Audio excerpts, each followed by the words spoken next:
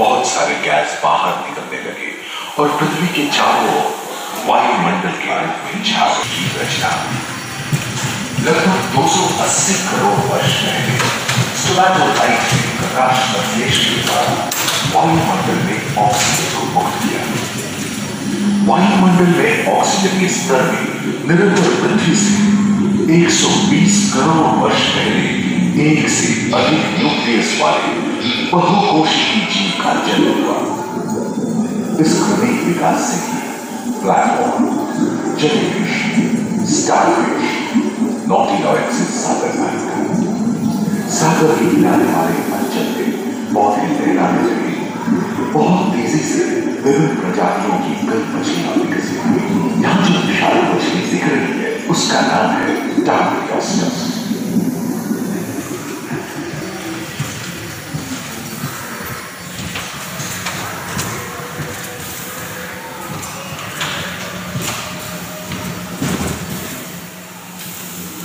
लगभग 35 करोड़ वर्ष पहले धरती पर पेड़ पौधों का जन्म हुआ, जो बढ़ते गए और घने जंगलों में बदल गए। घूम, मकड़े, आदिम पंखहीन पतंग एवं इक्तियोस्टेगा जैसे उभयचर प्राणियों का आविर्भाव हुआ। सरीसृप जैसे स्तनपायी डायमेट्रोडॉन प्रकट हुए, जिसकी पीठ पर नौका के पाल की तरह एक अंग था, जो ताप को नियंत्रित रखने में मदद करता था। सरीसृप की तरह ही एक अन्य प्रागैतिहासिक सरीसृपों का ही शासन था, जिन्होंने शुष्क जलवायु के साथ खुद को ढाल दिया था। उन मगरमच्छों का जन्म प्राचीन सरीसृप समाप्त हो गया और उनकी जुटाई डायनासोर ने किया था। 23 मीटर थी, जो कि एक टेनिस कोर्ट की लंबाई जितनी थी, और इसका वजन 75 टन था। सरीसृप आकाश और सागर में छा गए थे। समुद्र में गए। सबसे प्राचीन सरीसृप यूनिमोर्फोडॉन हवा में हो गए थे। इसी दिन पृथ्वी पर रहा।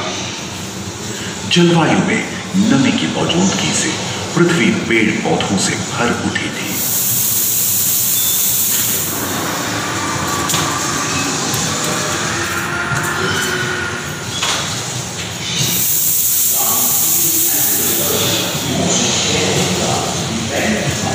पैंजिया महादेश खंडित होने के कारण भारत एशिया में अवस्थित होने लगा था।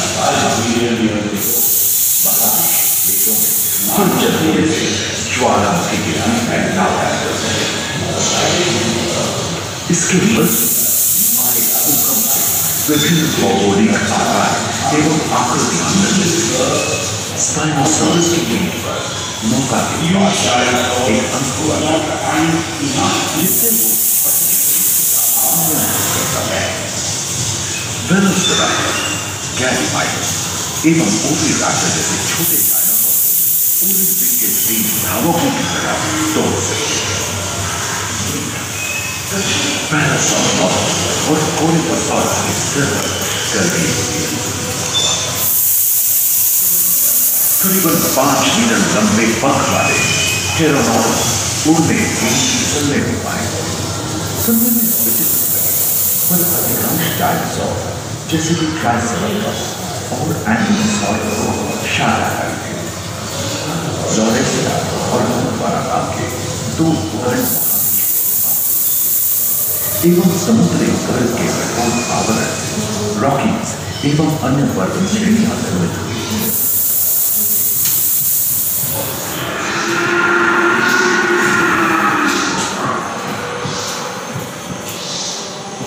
एकांत महादेश में जीव जंतुओं का विकास स्वतंत्र रूप से शुरू हुआ। सबसे पहले पुष्प वाले पौधे धरती पर विकसित हुए एवं परागन के लिए कीट पतंगों के साथ संपर्क स्थापित हुआ। वे तेजी से धरती पर बढ़ने लगे। इसी समय पहली बार धरती पर सांपों का जन्म हुआ। डायनासोर में सबसे भयंकर था टिरानोसॉरस रेक्स। भूस्थल पर इसका ही राज चलता था। ये प्राय 12 मीटर लंबा यानी 2 मंजिला मकान के आकार का था।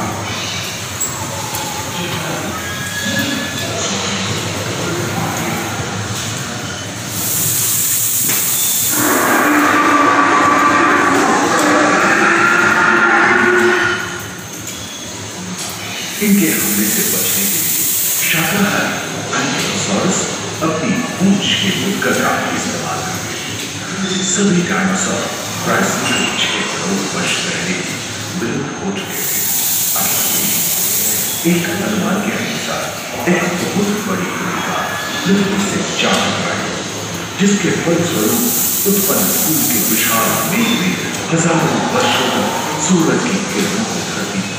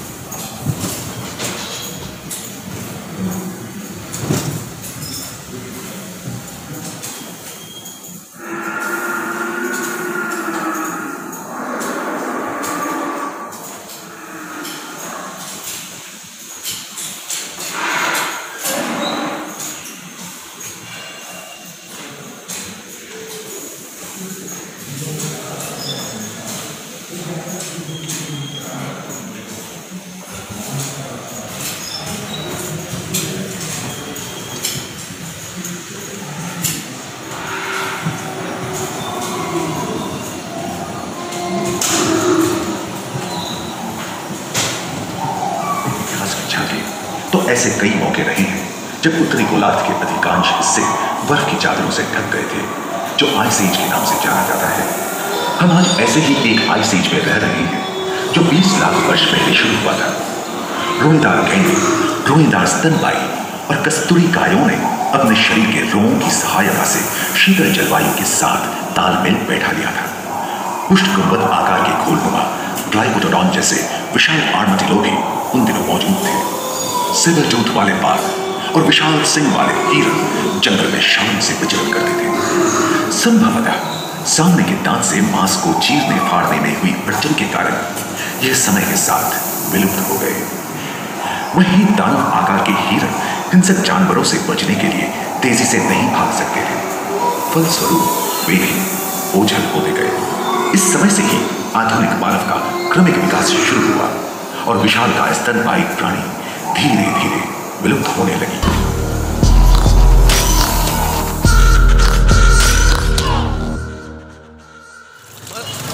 मस्त घुमाता है ना, हाँ? बाकी बचे में बहुत घट है आप, हाँ? बहुत स्ट्रांग है पाँव।